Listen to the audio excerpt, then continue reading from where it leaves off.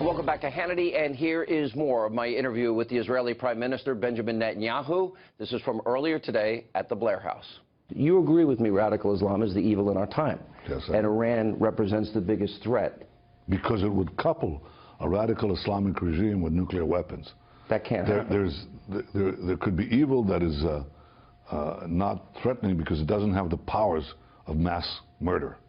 But when you couple a radical Islamic regime that says death to America with the weapons of mass death, then you have a much, much bigger problem. A squared, B squared, C squared. Radical Islamic terrorists, weapons of mass destruction equals a modern-day Holocaust?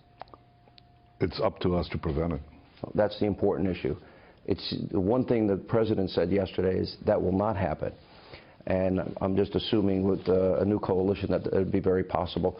I don't think a lot of people fully understand. I watched all these years since the Iranian Revolution in '79, death to America, death to America, death to Israel, burning the American flag, burning the Israeli flag. I think now, after all of the incidents of terror, but we have this whole immigration problem where so many refugees have gone to Europe, and parts of Europe have culturally shifted dramatically.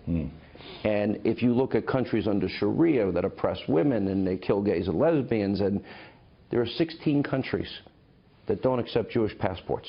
16. And America is supposed to take in the world's refugee population. Explain, how does America and Europe, based on your experience in the region, how do they ascertain if they're taking in immigrants, if they're taking in refugees, whether or not ISIS will infiltrate the refugee population? How can you possibly vet what's in somebody's heart?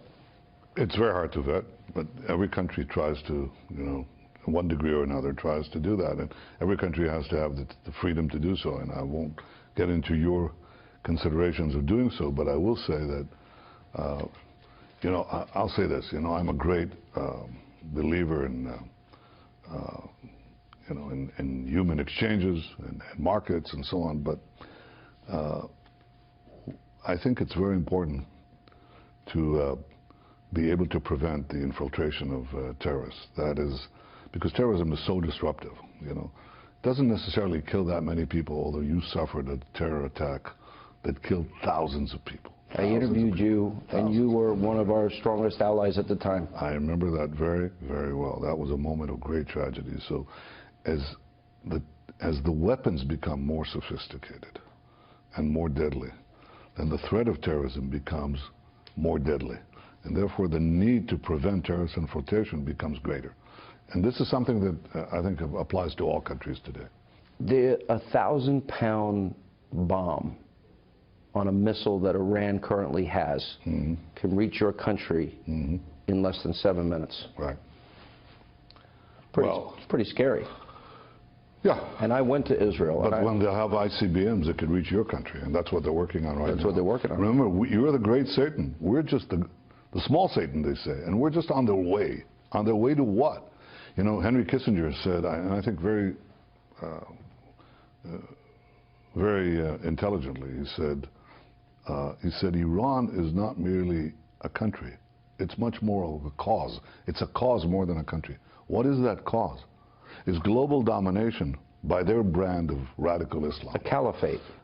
It's more than that. They believe that they're destined to govern the world. Anybody who doesn't agree with them, they'll be able to subjugate or kill. And they're working on the means to achieve that. Their greatest enemy, they think, is the United States. They think everyone else is a derivative. And they're developing the capacity to deliver on their slogans, death to America and death to Americans in between. So we have a grand mission, and it's not a mission that we invent. We didn't invent these ICBMs. We didn't invent their nuclear program in which they seek to create nuclear weapons. We don't invent the terrorists that they send throughout the Middle East and the world. Iran has a terror network of dozens and dozens of countries that they operate with their own operatives and their henchmen. Well, they've been fighting proxy wars for decades. But I'm talking about terrorist cells that they are building, planning them, preparing them throughout the world, in Asia, in Africa, in Europe, and in this United hemisphere. States. In this hemisphere as well. Yeah. It's a pretty scary thought. You know, let me go to the Palestinian issue on this one point. You said, the president said one state, two state, maybe a whole new paradigm, and then talked about settlements briefly. It might be helpful not to for now. I don't want to harp on that point so much as I want to ask this. If this coalition can be built, does that solve that problem too? Could help. Could help. Maybe it'll help. Maybe absorb a population?